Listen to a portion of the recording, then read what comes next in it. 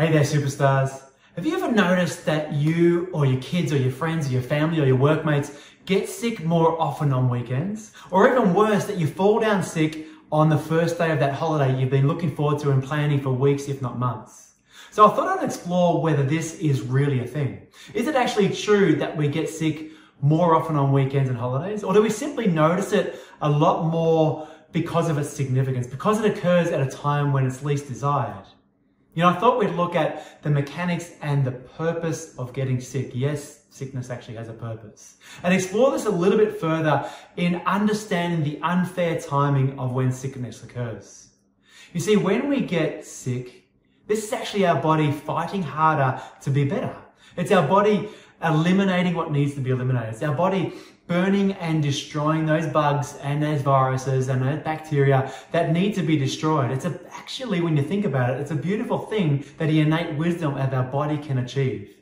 You know, crucial to this conversation, all of this activity is actually a nerve system thing, not an immune system thing. You know, getting sick more often on weekends and holidays, it happens because of our neurology, making it a chiropractic issue as much as anything else. So let me explain. You know, it's the role of your brain and your nerve system to assess the stresses and the forces that happen in your environment. It assesses the quality and the quantity and intensity of these, and then sets your body up, and the physiology of your body sets that up appropriately to be able to respond and adapt to these stresses, adapt to your environment. You know, what often happens though is that during our week, many of us are so busy, we're so stressed with multiple items on our list, multiple errands, multiple pickups and drop-offs of our kids, more work, no time, less sleep, more stress, and then we're back at it again day after day, week after week. Now, in response to this, remember that your brain and nerve system's assessing this every single second of the day and responding to it.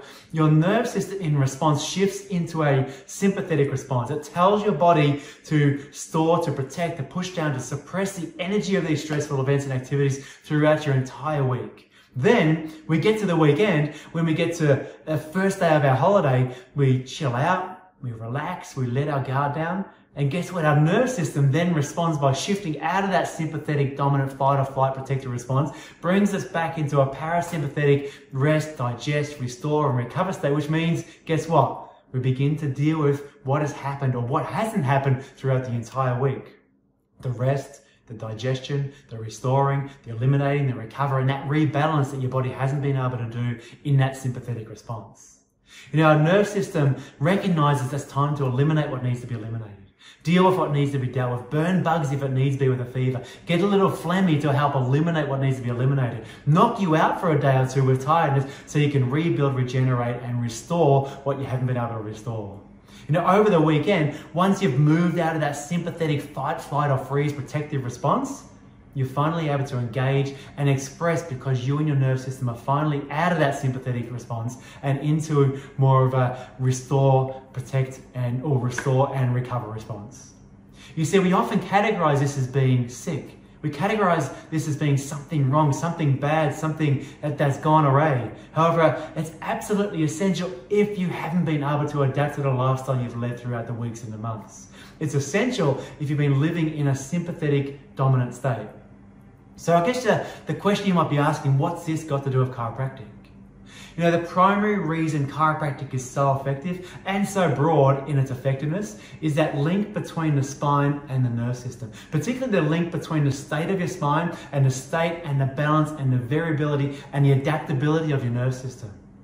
You know, often when we're experiencing an illness, it might not be a bug problem. It might not be a virus problem. It might not even be an immune system problem. It might be more often a nerve system problem that chiropractic can help with. You know, chiropractic has been proving over and over again in research to positively influence that balance and that variability of your nerve system, amplifying its ability to assess and respond to life's challenges and then recover when you need to be. You know, if you're like me and you want to have weekends full of action, full of adventure, and have, well, uninterrupted adventurous holidays, then it's important for everybody to make sure that your spine is unwound, your nerve system is balanced and variable, and the physiology of you is out of that sympathetic response. You can constantly get back into a nice balanced state to repair, restore, and rebuild and stay strong and resilient no matter what lifestyle you choose.